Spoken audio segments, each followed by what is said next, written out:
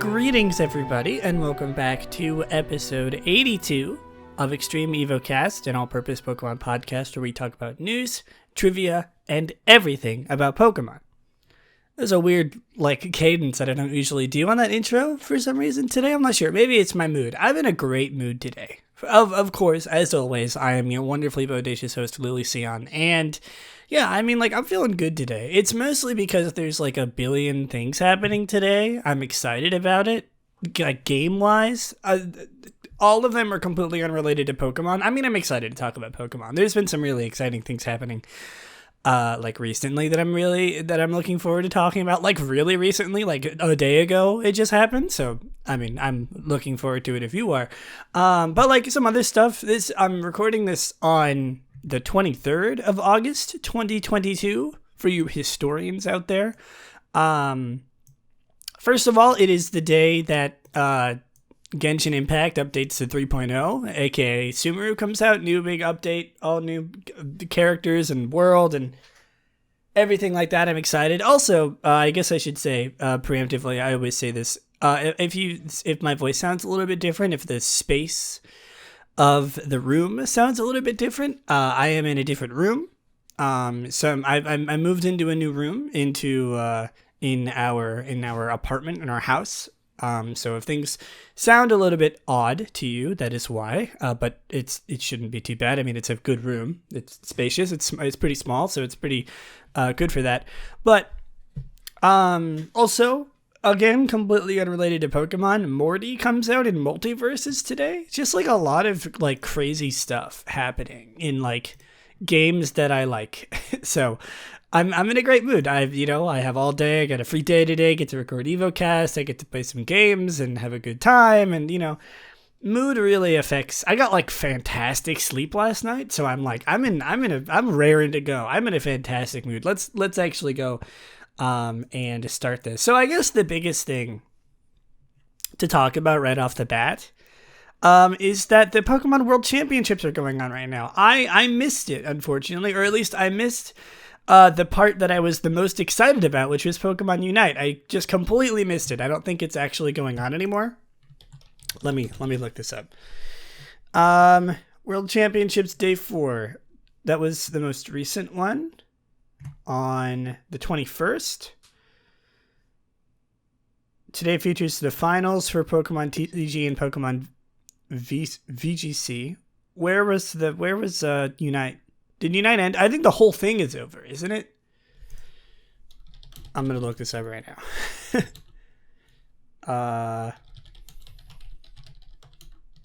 I just looked up when does the World Championship start, and it didn't know that I was talking about Pokemon. When does it go until August, whatever? Oh, it's only 4 days. Okay, so yeah, the whole thing's over. Everything, all of it is done. Not only did I miss Pokemon Unite, but I missed the whole thing, which is fine. I wasn't super interested in watching it anyway. I wanted to. I really wanted to watch the Unite Championships, but I didn't get it. I didn't get to watch it, which is fine. But it happened. I heard it was fantastic. I heard it was really good. Obviously, congrats to all the winners. Yada yada. I don't really know exactly who won or anything. Or anything like that. I don't know the scene all too well, surprisingly. I love watching competitive games. I love watching, when I was super into Smash, I was, really into, watching, I'm super into the competitive scene of Smash. Same with Multiverses right now, actually. I'm super into the Multiverses competitive scene. But I can never really get into competitive Pokemon. At least Pokemon Unite and stuff. I never really got into it. I wanted to watch it this time around, because I wanted to see what it was like and actually, indulge it and see if I liked it. Because I love Pokemon Unite. It's a fantastic game. I love watching people play Pokemon Unite competitively. And so I was sort of I love watching it at a high level, on Twitch and stuff. So I was hoping that I could watch it, but I could always go back and watch the VODs. Maybe I'll do that for next episode or something and talk about it briefly, but we will see. I could do that because I am very the kind of person to just put something on in the background that's really, really long and do it while I play games. And I'm going to be playing a lot of games this upcoming days, so maybe I'll do that. Oh, another thing that's really exciting. Sorry, I don't know if you can tell. I'm very excited. I'm in a very good mood today. Again, completely unrelated to Pokemon, I just wanted to say, the new Game of Thrones show is out, The House of Dragons. I haven't actually watched the first episode yet, but like, oh man, I can't believe it. Game of Thrones is back, kind of, like, man, that's so exciting. I recently watched like every single Game of Thrones episode in a row while I was working on my senior animation for college. I literally watched like 120 hours of the entirety of Game of Thrones in like 2 weeks, or like not even 2 weeks, while I was working on my animations. And like, man, I love that show. It's good. Obviously, okay, I guess I should preface, this is like a generally kid-friendly podcast. So if you are like a child listening to this, or if you are an adult listening to this with your child, I'm not really sure that's like a super common instance, but I mean, this is like, I don't swear on this podcast or anything like that. I don't really mention anything not kid friendly. Don't watch Game of Thrones, or at least viewer discretion is advised, because that show is insanely violent and insanely sexual. So just be careful. A little bit of overlap, I think, with my, I mean, like, this podcast is kid friendly. I don't swear. I don't talk about sexual things. I don't make jokes about it or anything like that most of the time. But like every single other piece of media that I make is like, I swear and I make sexual jokes. So like, it doesn't really apply. But just, I figured I would give it a mention. I'm talking about Game of Thrones. It's definitely not the most like kid friendly, or at least like most people friendly show out there. It's very gruesome, very horrible in that sense, but I mean, that's sort of the point of the show. Like I said, viewer discretion advised. Anyway, I'm gonna stop talking about Game of Thrones now and actually talk about Pokemon. But yeah, the World Championships ended. It's over now, which is not something I was expecting to talk about because I didn't know that it was over, but there you go. There's some special World Championship distributions going on, and in fact, now I'm a little bit scared that they're over already. Oh no. Okay, yeah. I didn't get it. Oh, that's sad. There were some distributions for the World Championships, and I was kind of hoping that I would be able to get them like on the podcast. I didn't actually check the dates. They're all over. Are they really? Hold on. That sucks. I really wanted to get that Victini. Okay, well there's a couple codes that you can still get. The World Championship codes are done, but there is a Dracovish you can get based on Ash. That based on Ash's Dracovish. And you know what? I was actually planning on redeeming them on stream or on the podcast. So I'm going to do that right now. Oh god, I still have...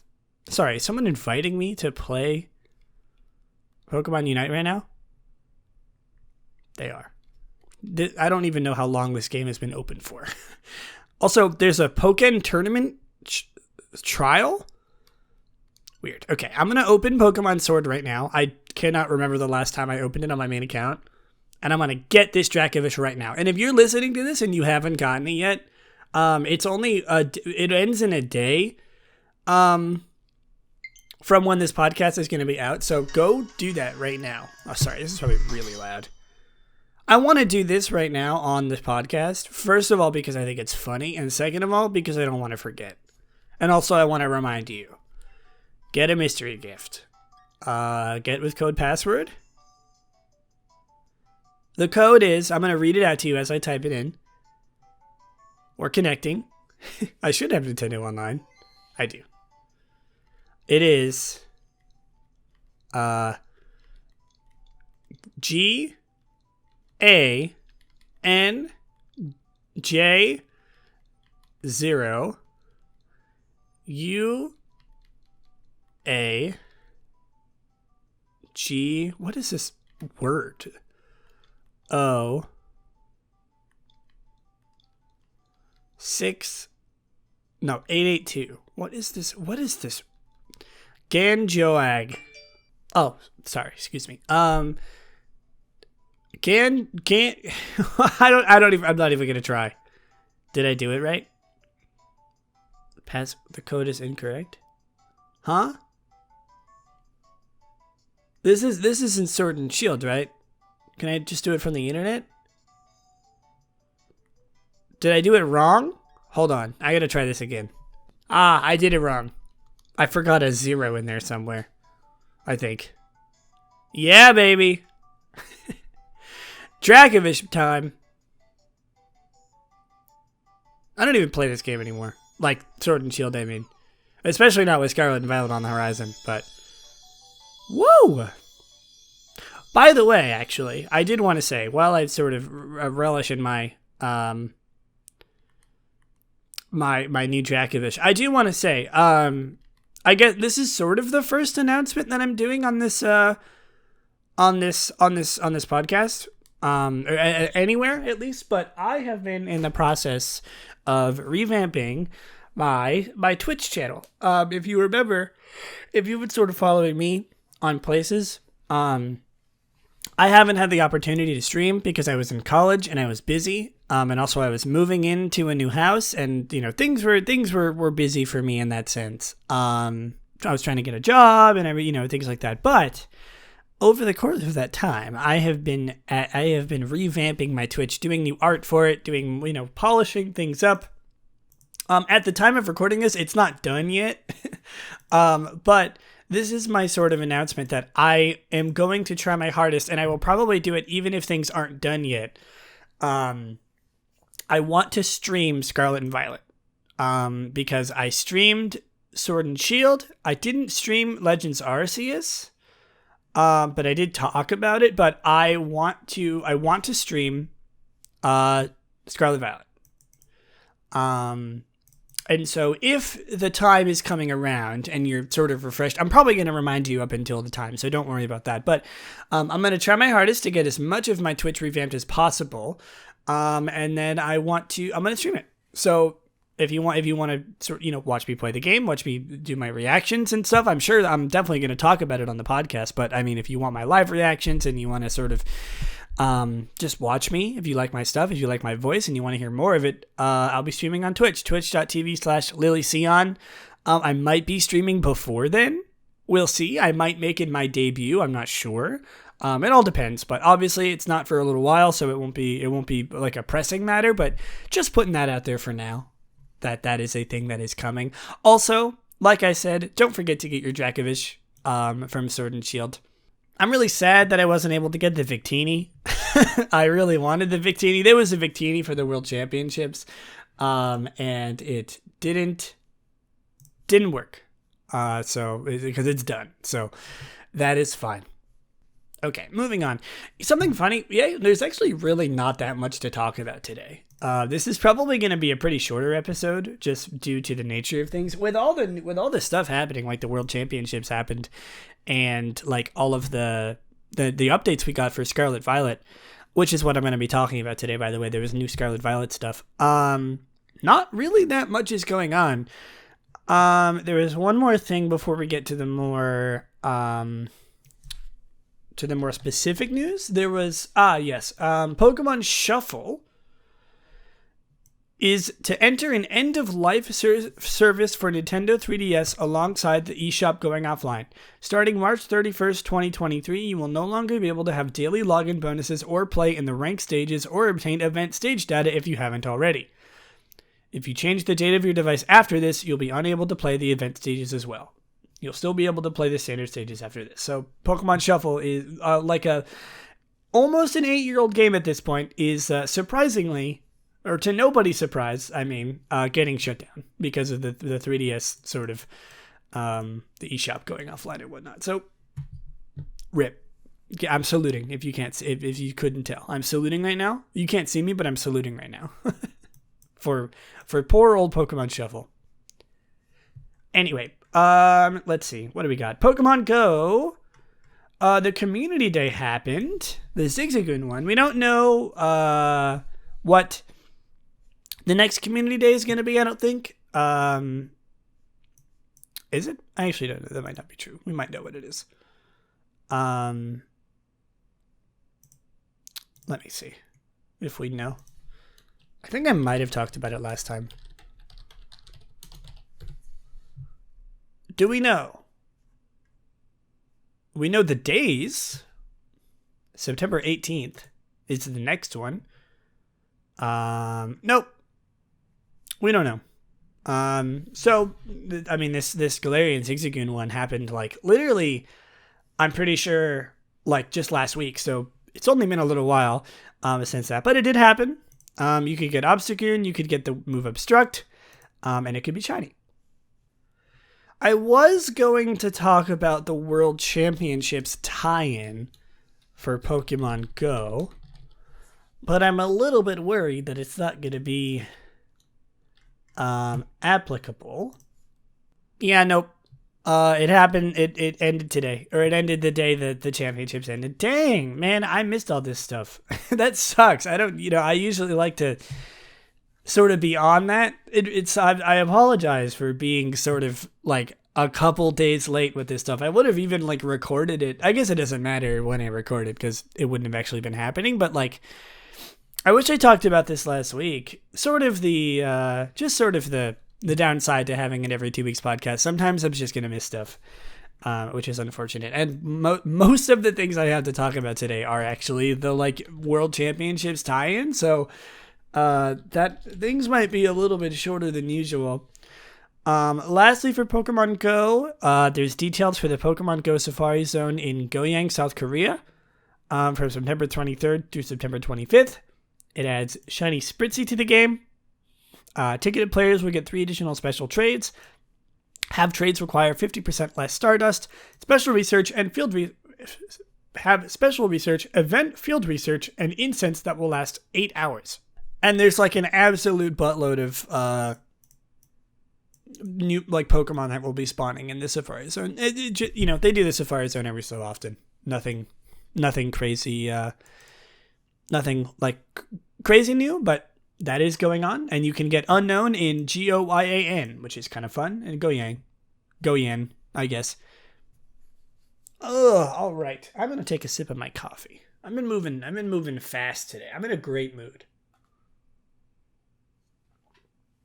It wouldn't be an Evocast episode without a nice sip of my coffee. Iced coffee, by the way. It's like a breakfast blend with mocha creamer. It's absolutely delicious. I'm a huge coffee fanatic. Like I said, it wouldn't be an Evocast episode without coffee. I love coffee. I literally drink a cup of iced coffee every single day that I possibly can. I'm obsessed with this stuff. Maybe I'm addicted. There's probably a better word for that than obsessed. It's definitely addicted, but you didn't hear that from me. Okay. Talking about Pokemon Masters, usually get like super worthwhile news for Pokemon Masters that I actually like care to talk about. But there is there's sort of a big one. I think it's the 3-year anniversary, which is crazy, by the way. Let me look this up. Is it the 3-year anniversary? Yes. As a part of the run-up to the 3rd anniversary celebrations, there's like a bunch of new events and stuff that is happening. Giovanni, Misty and Psyduck, Blue and Arcanine, and then there is, I don't know if it's actually happening yet. When did, I'm going to look this up right now. When did Pokemon Masters come out? August 28th. Okay, so it's in like 5 days. So that'll be happening like after, in between this episode and next episode. So I probably won't get a chance to talk about all the new celebrations and stuff, but that is a thing that is happening, which is exciting. Happy 3rd year anniversary, Pokemon Masters. Not a game that I necessarily ever got into. But the biggest thing is that at the World Championships, they revealed Ash and Pikachu as the synced pair, which is, if you've ever heard of the guy, he's sort of like the 2 biggest mascots of Pokemon ever. maybe like two of the most well-known characters in all of media, other than like Super Mario or like Mickey Mouse. So I mean, it's sort of a big deal, I guess, maybe. But yeah, Ash and Pikachu. I don't know anything about like the details and stuff about this game. I never played the game. I don't know any like the gameplay and whatnot. But Ash and Pikachu is coming. I sound really excited. I know. My body is like yawning for me. No, I'm kidding. That's rude. I'm excited about this. I'm not personally excited about this, but I know that it is sort of a big deal, and I'm sure that you get like a billion polls or something in this new anniversary event. I listen. I play a lot of gacha games. I know what it's like to like big anniversary events to happen. It's exciting, you know. That's like the biggest thing. But yeah, Ash and Pikachu is coming. That's exciting. I'm honestly, as someone who didn't play the game before, I am kind of surprised that they weren't in the game already. But there we go. Okay, now you know this podcast is definitely, certainly a little bit biased because I'm excited to talk about Pokemon Unite. Pokemon Unite. I am going to look. So Tyranitar is out. And I'm going to actually look at what his moves do because I have no idea what he does. I haven't played since he came out. I've seen a little bit of gameplay of him. He seems very strong. Like really strong. What do his moves do? I don't think this this website shows what it does. Aha! His passive ability is Guts. When Larvitar They each have different abilities. Larvitar's ability is when Larvitar receives damage equal to at least 10% of max HP, attack is increased by 30% for 3 seconds. Oh, interesting. So you want to be attacked. When Pupitar receives damage equal to at least 10% of max HP, all of status conditions are nullified, and Pupitar is granted a shield worth 10% of max HP. That's pretty good. And then summons a Sandstorm around Tyranitar for 3 seconds after using a move. The Sandstorm increases defense and special defense by 65%. Okay, so it's like I see. He's just like you go in and you tank every single piece of damage ever. Bite is his basic move. Oh, let's just look at what Tyranitar gets. Dark Pulse exhales a mist of darkness on a horizontal sweeping motion, dealing damage to every enemy hit. Stone Edge, Ancient Power, and Sand Tomb. Let's look at his Unite move. I'm not going to go through like every single tiny thing. This isn't like an analysis. It's not like a Pokemon Unite analysis podcast. Explode with Anger, Tyrannical Rampage. And go on a rampage for 10 seconds, increasing the duration of Unite move generic movement speed bonus and cooldown reduction bonus from 8 seconds to 10 seconds. Okay, so... Oh, I see. So his Unite buffs happen for longer, just like passively. While rampaging, Tyranitar also gains 50% tenacity, and the basic attack pattern changes, dealing increased damage. If the HP of an enemy hit by these attacks is below 20%, it is immediately knocked out. Sorry, so you just kill people 20% earlier. Dang. That is... that is, like, actually crazy. Like, that's actually... Okay. Wow. I didn't know he was like that. So he's just like a straight up beast. Like a physical beast. He's slow, I imagine? I'm struggling to find his downside here. I imagine he's slow. Or at least he's like... I mean, like, I would say that he's not bulky, but he literally has a passive ability that that makes him more bulky. So I don't know. But hey, Tyranitar is here, which is exciting. I'm excited to check this out. Also, a new stage, the Thea Sky Ruins, which features various new Pokemon, including Rayquaza instead of Zapdos. This is like so exciting to me. The music for this stage is really good, and I'm hoping that it replaces the default battle theme because I'm getting a little bit tired of it. But like Rayquaza replaces Zapdos. Let me see if I can spot anything different. There's little Magnemites with cameras around. Is that normally in the game? That's so cute. So the Bunnelbees replace the basic Pokemon, which I like actually can't remember what it is. The layout seems to be almost identical. I think, actually. Is it? It is. The layout is identical.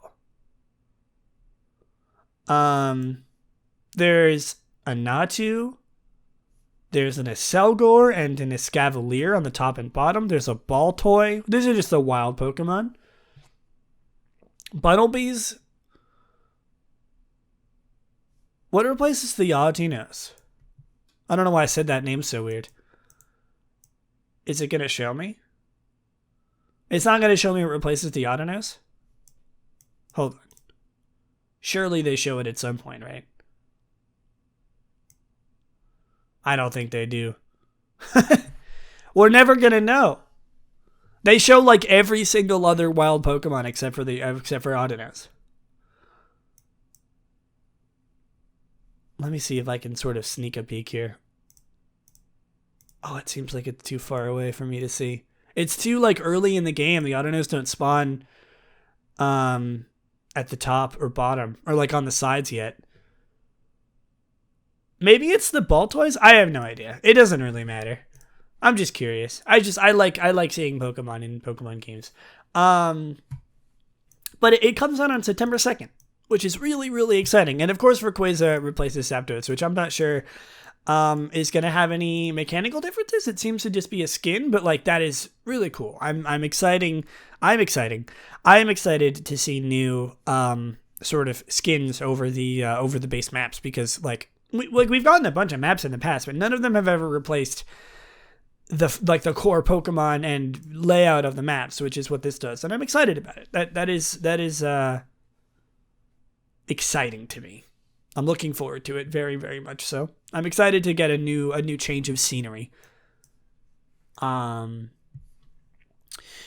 There was a World Championship tie-in, but no more because it's over. I'm imagining. Hold on, let me check to see if the shirt is still available. You can get a shirt in Pokemon Unite.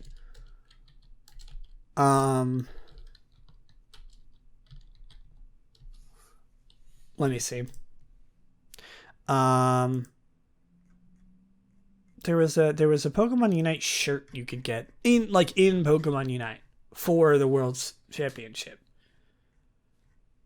And I don't know if that is something that is available anymore. Please? I want something. I don't want to have missed literally everything. I can't seem to find it. It was here before, but it's probably over by now. Yeah, it's probably over by now. That's okay. I'm only a little bit upset about that. Yeah, that's fine. I can't find it. I don't want to spend too much time finding it. There are, though, however, new Hollowware. Last but not least for Pokemon Unite. New Hollowware speed round. Let's see. Who got new Hollowware this update with Tyranitar? I'm imagining Tyranitar got one. Oh, Buzzwole got a tuxedo. Okay, great. I'm gonna just go down the list and see if anyone got anything new. I know Gardevoir got something new. Oh, there's Tyranitar. He got tuxedo. Oh my god. He's such a fancy little lad. He's got such a little hat on. And a tuxedo. He's so fancy. Gardevoir got cafe style, I think, which gives her a little, it almost looks like cafe remix. Let's see. I don't think any of these are new. I think that's it. Well, I'm really putting speed round into it, you know, taking speed round literally here. I don't think there's any. I think that's it. I mean, not a whole lot has happened in Unite since then. Yeah, no, I don't think so. Well, that's okay. Well, that's it. Gardevoir got a cute one.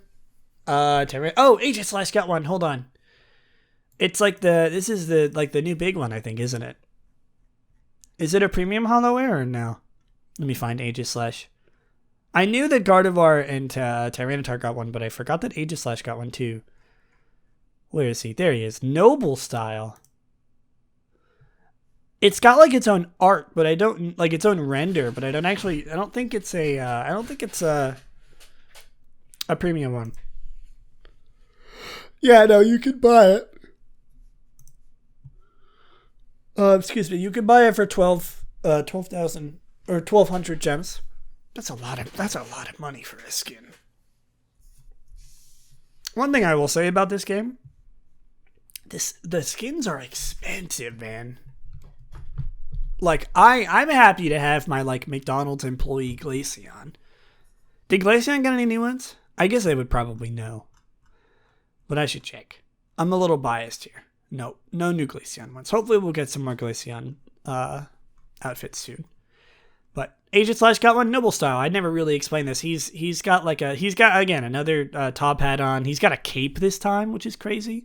A little outfit on. Very strange to see a sword wearing clothes, but I'm gonna just sort of put that out of my mind and not worry about it. But I think that does it for Pokemon Unite. Not very much more. Sorry about the no, you know what? I need to find this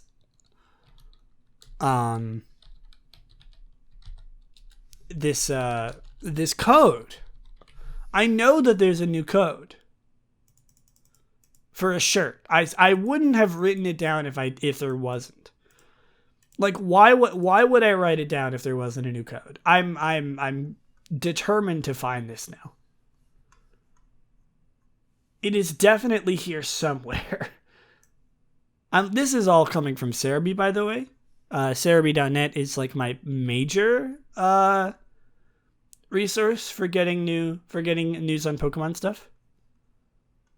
Where is it? Did they delete it in like the 30 minutes before, like in between me writing it down and me recording this podcast? I'm looking it up on Google.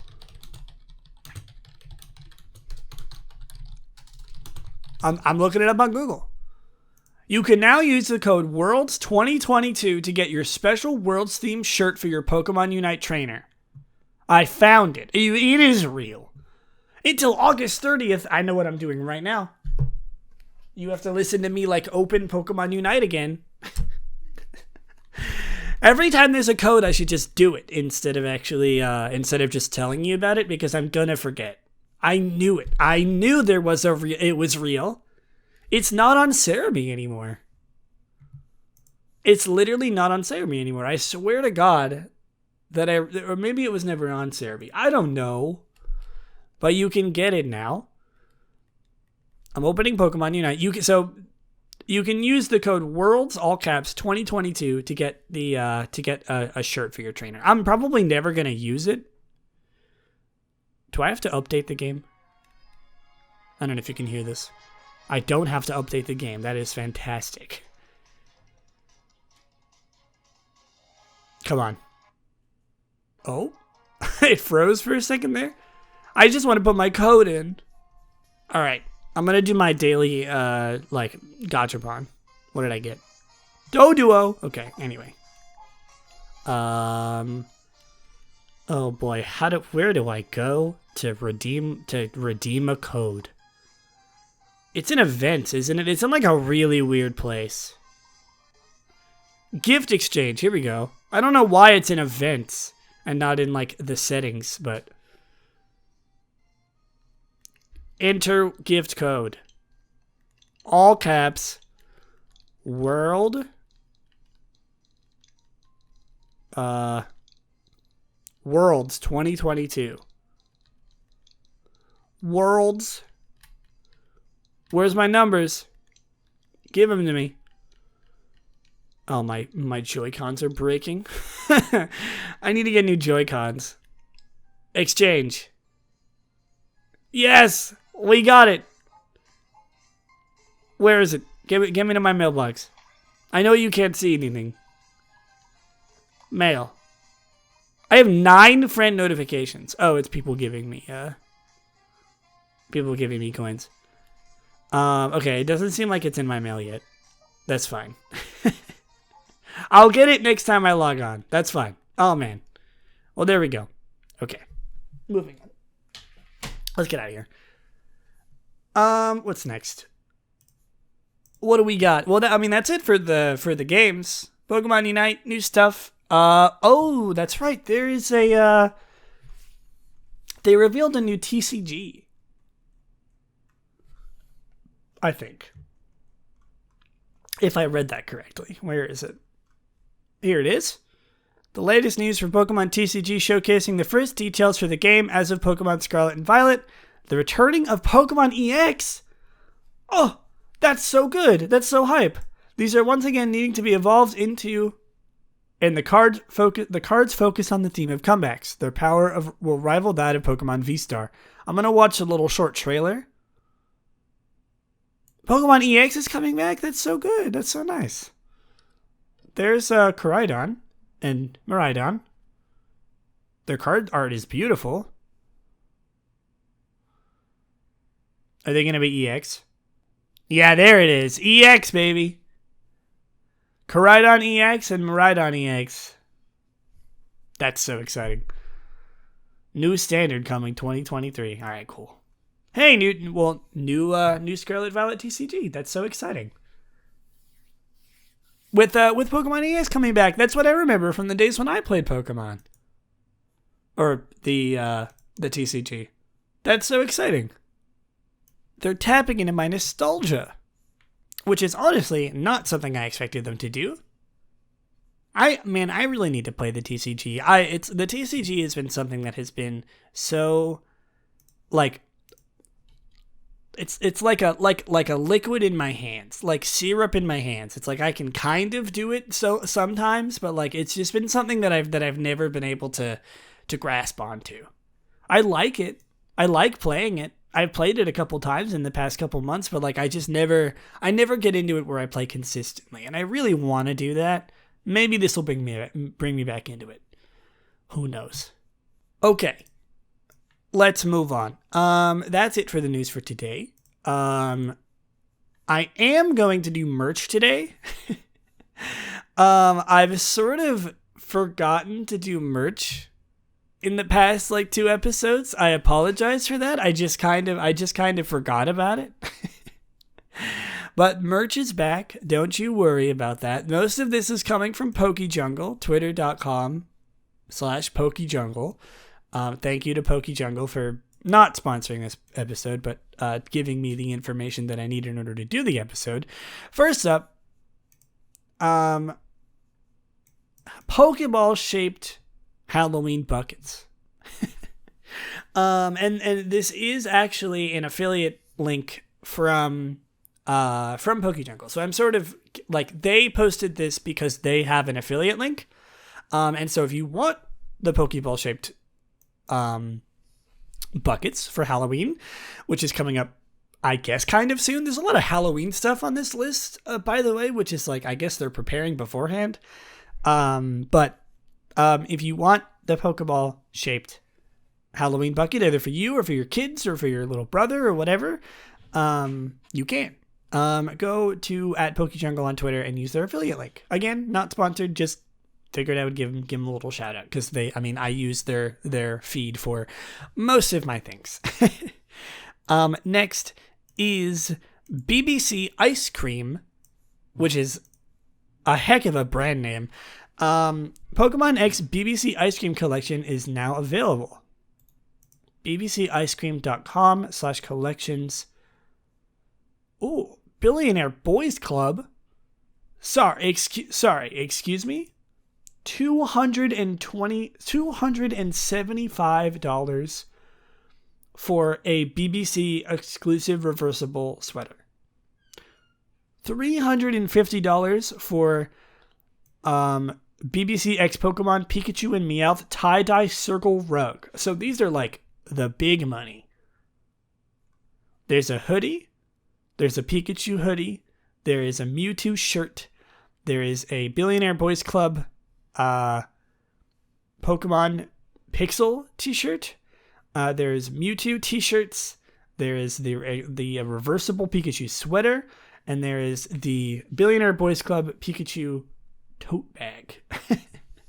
So these are very expensive. Some of them are sold out already. Oh, I see. Actually, most of them are sold out. The only things that aren't sold out are the Pikachu hoodie and the Pikachu reversible sweater. So if you want to drop like over $150 on Pokemon merch, here you go. Like, they look really nice, but wow, that is very expensive. I guess they weren't kidding when they said Billionaire Boys Club. Next, and in fact, second to last, not very many. Oh, I forgot to say, I didn't have a link on this one, so I didn't see it.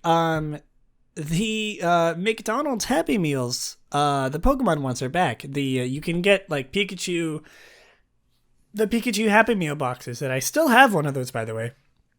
I saved it from when I went and got when I opened those card packs on stream. Or on the episode. I keep saying stream.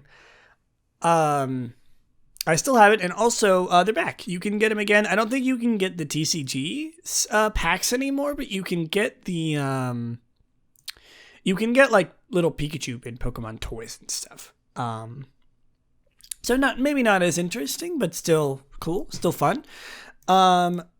Second to last, but not least.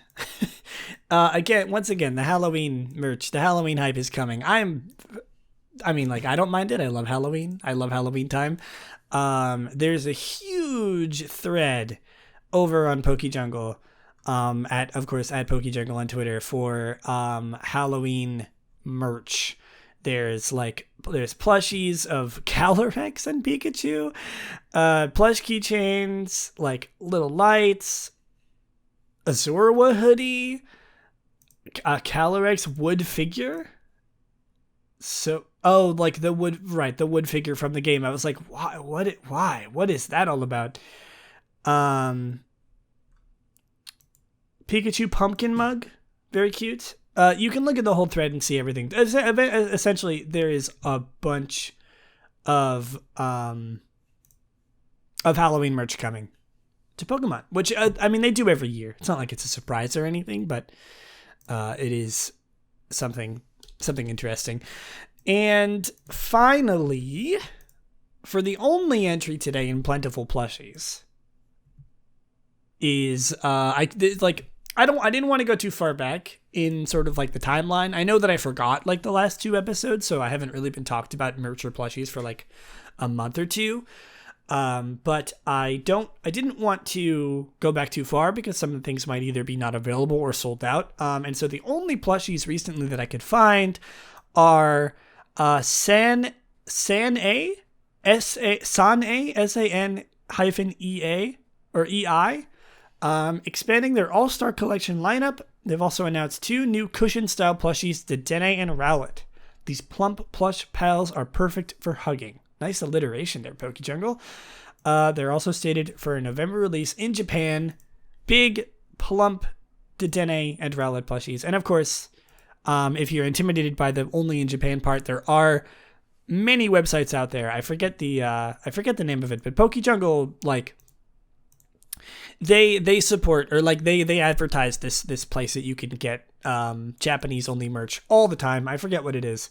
I forget the name of it, but if you're really curious, I'm sure you can find it somewhere. There are many resources out there for you to get things from Japan shipped to places that aren't Japan. So Japanese exclusives become non-exclusive anymore, which is nice. All right, before we talk about the new Pokemon and the new items and stuff in Scarlet and Violet, let's go to everybody's favorite segment where we talk about a random Pokemon every single episode. Random Pokemon of the week, and today's Pokemon is number 355. I sounded like a voice machine. You have 355 new messages. Mom's mad at you for something. I don't know. Your girlfriend, something. Anyway, I think that's enough time for you to guess what Pokemon that is. It is Duskull. I don't know why I said it like that. Duskull. It's Duskull. I'm in a weird mood today. I don't know if you can tell.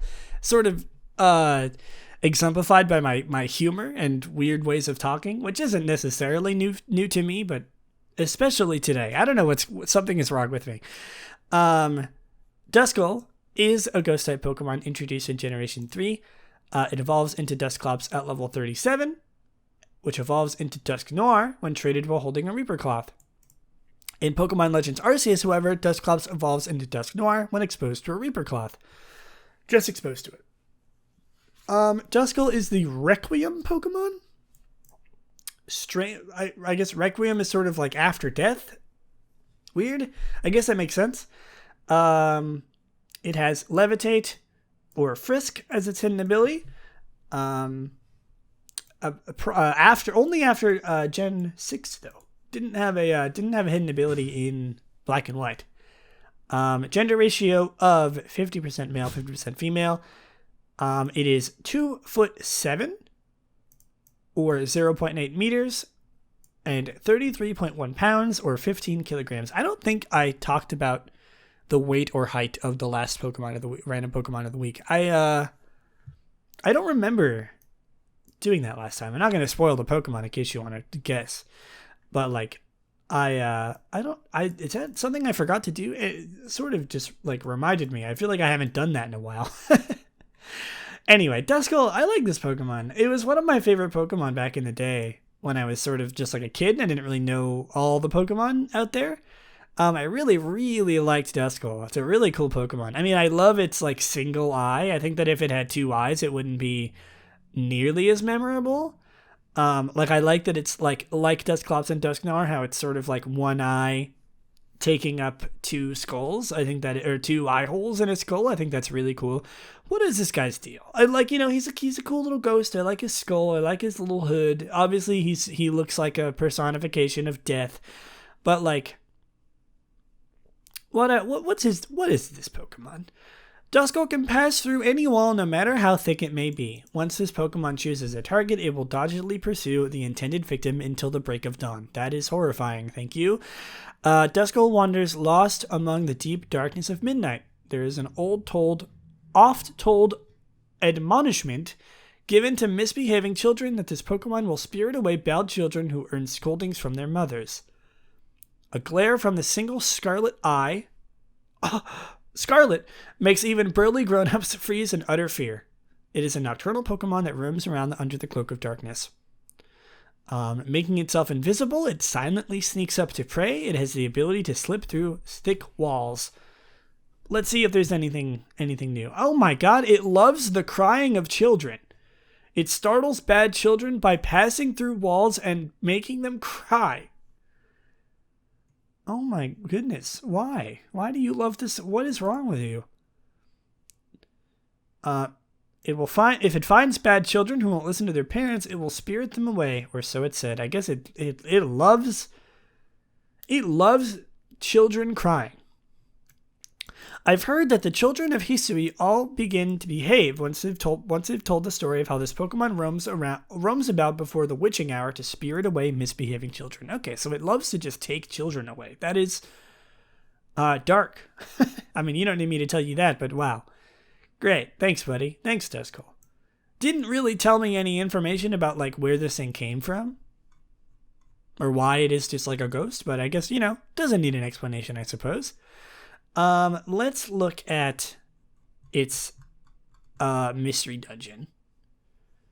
51 to 100% HP. Walls don't mean much to me. I think it should be able to walk through walls in mystery dungeon. 26 to 50% HP. No, my health has fallen by half. 1 to 25% HP. I'm close to falling. My body has started to fade. And on level up, foo. I've seemed to have leveled. I never understood what that laugh was supposed to be. Foo. Like, what is that? What is that supposed to sort of personify? Does anyone actually laugh like that? It's so common. I seem to have leveled. Okay, anyway. He's cute. It's a cute little guy. A little creepy little guy. Definitely a little bit more scared of Duskull after reading those Pokedex entries. Let's look at its trivia. It only has a couple. Duskull may be seen as a parallel to Shuppet. Both are Generation 3 Ghost-type Pokemon. Both evolve into their evolved form starting at level 37. They also have the same base stat total. Duskull, along with Shedinja and Galarian Yamask, have the lowest base special attack of all base Pokemon. Is it a physical attacker? Or is it just like a bad Pokemon? Huh. I mean, not really. It's got an attack of 40 and a special attack of 30. Speed of 25. Oh, it's bulky. I suppose that makes sense. We'll take a look at its Little Cup entry in a little bit here, but Duskull may be based on the Grim Reaper or the Boogeyman. The Japanese equivalent of the Boogeyman is called the Namahage. Its shape is similar to a Hitodama, the Japanese representation of a human soul. That is like just a little cloud. Are balls of fire that float around at midnight. Okay, so it's like ball lightning. Interesting. What does the Namahage look like? Oh, it's like the Oni guy. The Oni guy, yeah. The Namahage are demon-like beings portrayed by men wearing hefty Oni masks and traditional straw capes. During a New Year's ritual in local northern Japanese folklore of the Oga Peninsula area of the Akita Prefecture. Wow, that's cool. I like their straw like outfits. It's pretty cool. I suppose I could see the resemblance. Sort of. Duskull is a combination of dusk and skull. I never would have guessed. Okay. We're sort of going nowhere with these descriptions. Let's look at its shiny form, and then actually let me open it up in Smogon and see if it's got any Little Cup. Okay, yeah, we'll read that in a second. It does actually have a pretty good standing in Little Cup. Let's look at its shiny form. Okay.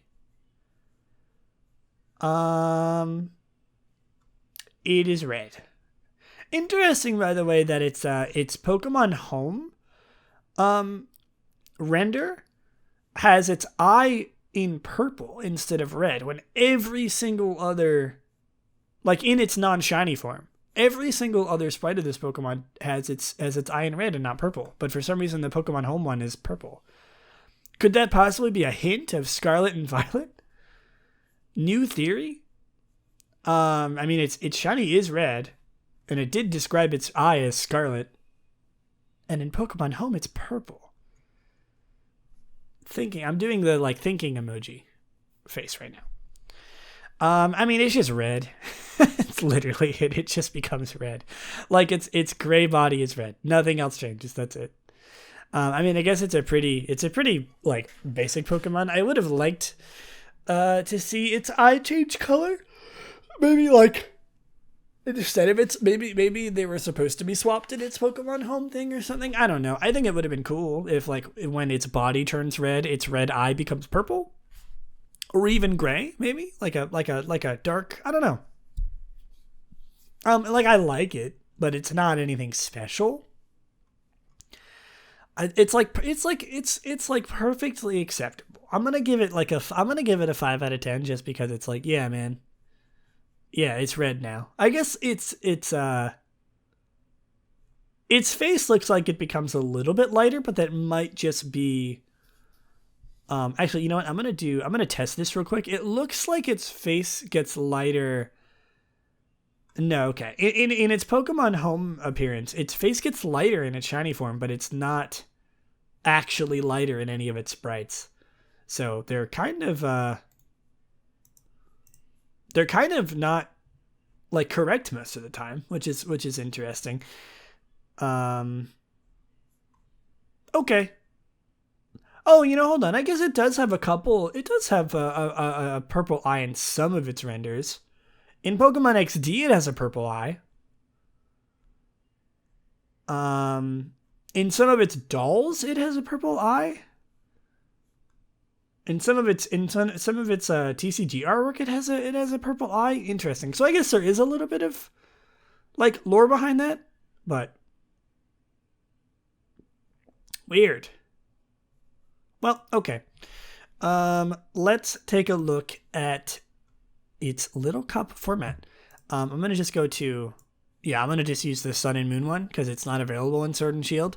This is written by Connie, Conni. Duskull has a base stat of 20, or base HP stat of 20, an attack of 40, a defense of 90, special attack of 30, special defense of 90, and a speed of 25. Duskull's great defense and special defense, coupled with a rather good utility move pool, make it look like a considerable utility Pokemon. In actuality, okay, I lied. I just read the first line and thought that it was good. In actuality, the rest of its stats are very poor, having a limited offense move pool and no access to recovery. Firstly, Duskull's ghost typing leaves it weak to the common knockoff and doesn't give it useful resistances, since almost every fighting type carries the move. Duskull is often also very passive, which allows setup sweepers that don't mind its moveset, such as Clamperl and Ammonite, to set up on it. As a wall, Duskull is outclassed by the likes of Ferroseed and Mudbray due to its typing and passivity, but also because it does nothing useful while walling, whereas Ferroseed can set entry hazards and use knockoff, and Mudbray is hard to switch into. Duskull's lack of reliable recovery hinders its ability to wall as well. Okay, well, I'm not going to continue reading this then, because it doesn't seem like it's very good. Pain Split, Will-O-Wisp, Substitute, Shadow Sneak, Eviolite item, obviously, Levitate ability, Clutch, Relax Nature, plus defense, minus speed, sure, level 5, 196 HP EVs, 196 defense EVs, and 116 special defense EVs. That's sad. I thought it would be at least a little bit better, but that's okay. Whatever. I mean, Duskull and Dusclops and Dusknoir are also really, really bad, which is not surprising that it itself is pretty bad. So that's a little bit unfortunate. All right. The moment you've all been waiting for. There was a very small trailer, literally a less than 2-minute trailer for Scarlet and Violet, that went over a couple new things. First of all, a new Pokemon. It is, let me look up its page. It's normal dragon type. Its name is, Cyclizar. It is the mount Pokemon, which, it looks like a bicycle. So you can kind of imagine, sort of where it comes from with Koraidon and, Miraidon. I don't know if it's going to evolve into them. It kind of looks like it might, but I also kind of doubt it.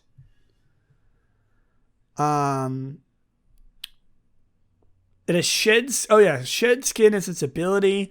This Pokemon has lived in many households in the Paldea region since ancient times. It has a mild disposition, and people riding Cyclizar is a very common sight. It appears Cyclizar doesn't mind being ridden because the warmth of a rider helps stave off the cold. Cyclizar can sprint at over 120 kilometers per hour while carrying a human. Its extremely hard head and thick, lithe tail are not only useful for maintaining balance and absorbing shocks while sprinting, they also provide effective ways to attack during battles. But the biggest thing about Cyclizar is its absolutely meta-destroying, meta-obliterating move called Shed Tail. Which, if you know anything about competitive Pokemon, you know how good Substitute is, right? Substitute, it's a crazy good move. It sort of puts you behind this wall, and if you can manage to do it when a Pokemon isn't able to break your Substitute, you essentially get a free hit to set up. That's crazy. Now, it has a new attack called Shed Tail, which the user creates a substitute and then switches out to another Pokemon. So they've essentially taken substitute and U-turn and put it into one move. Which, you don't need me to tell you how crazy that is. I'm really excited to see how absolutely meta breaking that's going to be. But like, man, wow, that is I'm excited and also terrified. There was also a couple new items. The loaded dice, the holder is more likely to hit multi-strike moves the high amount of times, which is pretty good. It's like a mini, what's that ability called? Cloyster has it. What is it called? Skill Link, that's what it is. Chinchino has that too. Anyway, so it's like a held item version of Skill Link. The Mirror Herb, the holder's stats raise when the opponent's stat is raised for 1 instant. So if you're fighting against a Pokemon with like Ancient Power, and they get that 20% Ancient Power boost, you're also gonna get that. Pretty good. Pretty good, I think, when you like, maybe if you like are already against a Pokemon that is in the middle of setting up, you can send out a Pokemon with a Mirror Herb, and like if they set up again, you'll either copy the whole, like just the boost that they get, or all of their stat changes. I'm not exactly sure, but that seems like it's going to be pretty useful. And then finally, probably another one of the most meta-breaking items in the whole game, the Covert Cloak, which the holder is immune to additional effects of moves. Which, like, rip Pokemon like Togekiss, Jirachi, anything with Serene Grace. Rip. Because that's crazy. Like, that is such a crazy... That's a held item, too. So, like, any Pokemon can have that ability on them. Like, as a replacement for their own... stuff. Like, that's crazy. I'm very surprised by that. Other than that, though, not really anything new. A couple new Pokemon were added, like were confirmed. I think like Magnezone, Cloyster, Azumarill. Just off the top of my head, Rotom Wash. There's also Terrablast. Changes type to the user's Terra type after the user has terrestrialized. I figured that they would use a move like that, like they would do a move like that, so I'm not really surprised by that, but good to know that there is a move like that. And yeah, that's pretty much it. There's really not that much new. I mean, it's a big one because we got a new Pokemon and also like a new slew of competitive items that are going to very, very much change the way that competitive functions, probably, which I'm excited about. I'm excited to see how the meta shifts. But really, other than that, nothing crazy. Yeah, I mean, I think that's it. I think that's like pretty much everything that they revealed in the new trailer. Obviously, you can watch the trailer for yourself. It's called the competitive play trailer. But really, I mean, that's it. Some little stuff. Like, this episode is full of very little stuff, just like little bits and bobs for everything all over the place, which is nice. I don't mind that. Gives me a lot of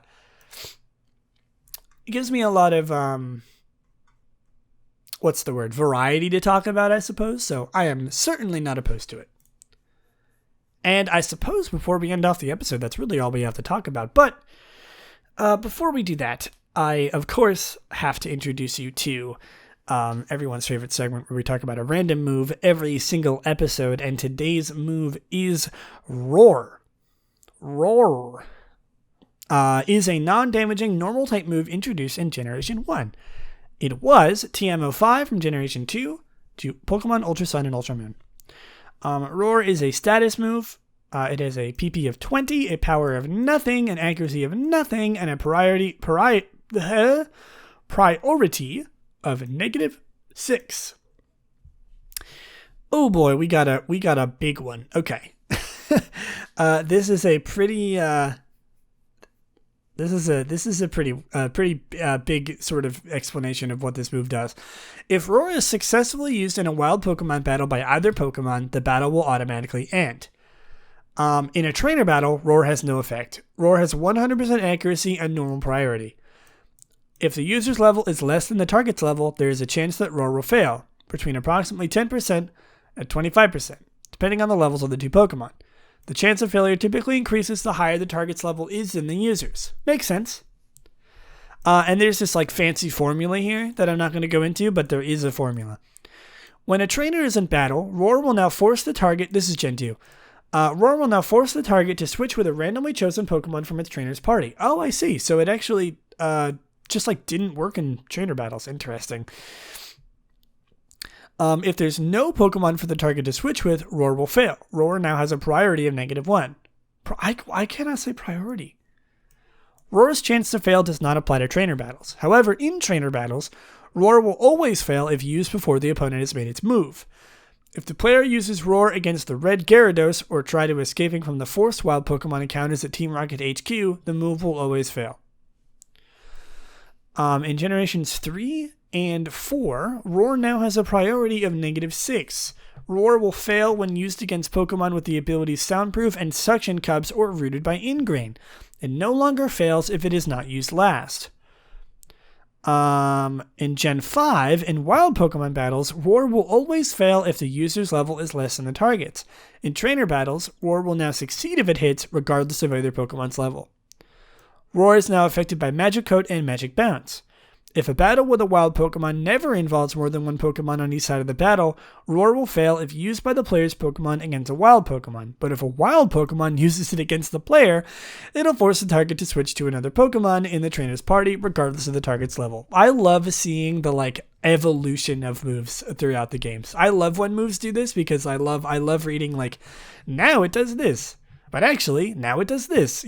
It's fun. And finally, in Generation 6 and onwards, Roar now bypasses accuracy checks to always hit unless the target is in a semi-invulnerable turn of a move such as Dig or Fly. Roar can now hit a target even if it is used Protect, Detect, or Spiky Shield, but will fail if the target is protected by Crafty Shield. Why? Roar can now be used as part of a contest spectacular combination, with the user gaining 3 extra appeal points if any of the moves Spikes, Stealth Rock, or Toxic Spikes was used in the prior turn. If used by the trainer Pokemon in an SOS battle, Roar will fail. Roar will fail. Roar will become a Water-type move when used by a Pokemon with the ability Liquid Voice. Great. If the user is affected by Throat Chop, it will be unable to use this move for 2 turns. If powered up into Normalium Z into Z Roar, the user's defense set raises by 1 stage. It can be used regardless of whether the user is affected by Throat Chop or not. Roar fails when used on Dynamax or Gigantamax Pokemon. And finally, if the user is holding a bottle of throat spray, the item will be consumed and the user's special attack stat will raise by 1 stage. I love that it becomes a water type move when used with Liquid Voice because that does nothing. But it's still really funny that it happens. That's kind of hilarious. Is there anything? Oh, there's a lot of stuff about this move. Let's look at the description, I guess. The target is scared off and a different Pokemon is dragged out. In the wild, this ends a battle against a single Pokemon. Great. We just sort of read all that stuff. In Mystery Dungeon, it is affected differently. Let's see what this move does in Mystery Dungeon. In Red Rescue Team and Blue Rescue Team and Explorers of Time, Darkness, and Sky, Roar is a move with 14 PP and 100% accuracy. It targets enemies in the front, blowing them away 10 tiles. If the enemy hits a wall, they take 5 HP of damage. If they hit another Pokemon, they both take that damage. A Pokemon that enters a tile they cannot walk on will be warped away. This move is affected by the muzzled status condition and taunt. Being a sound-based move, it's blocked by Soundproof. In Gates to Infinity, if the Pokemon that is blown back if the Pokemon that is blown back hits another Pokemon, they will both take 5 damage. If the affected Pokemon hits a wall, they alone will take 5 damage. Interesting.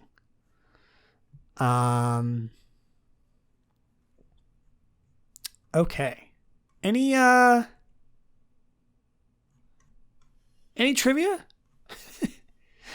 Although the sound-based move mechanic was introduced in Generation 3, Roar is listed in move index number near other Generation 1 sound-based moves, Growl, Sing, and Supersonic. In Fire Red and Leaf Green, if Roar is used by a roaming Pokemon, a glitch will cause the Pokemon to disappear from the game altogether. In practice, this affects Raikou if the player's starter was Squirtle and Entei if their starter was Bulbasaur. Suicune is unaffected because it does not know Roar when found as a roaming Pokemon. That sucks. So like you could just lose the opportunity to have that Pokemon in your game at all. It's really funny. That's really funny. Great. Thanks, Kim. Just like they roar so hard, they leave the region. Okay, well that was a doozy. Hope you didn't mind listening to all that stuff. Roar is a surprisingly complicated move in this sort of history and things. But like I said, I love moves with a history. I love reading about how things change and how things sort of evolve over time to what we know it. It's very interesting. But I hope you enjoyed today's episode. I think that's everything we have to talk about. It is a good thing. Sucks that I didn't actually really have an opportunity to talk about the World Championships, but hopefully you don't mind too much. New Scarlet Violet stuff. I imagine we probably won't get any new news for next episode, but we'll see. Maybe I'll actually have an opportunity to talk about like something else that isn't Scarlet and Violet, but I'm certainly not opposed to it. I'm very, very excited for Pokemon Scarlet Violet. And if you missed last episode and you want to hear me talk more about Scarlet Violet, I went through the Pokemon Presents and went through like all of the new stuff and talked about it. I watched it live. I talked about all the new Pokemon and the new abilities and stuff, and so you can hear that then and hear me talk more about my excitement. But until then, follow me on Twitter and Twitch at Lillieceon. Also YouTube, Lillieceon, Lillieceon. Follow the podcast at Extreme Evocast on Twitter to get updates on episodes coming out and anything else like that. And until then, I hope you have an amazing rest of your day. Thank you so much for listening, and I will see you in the next one. Bye!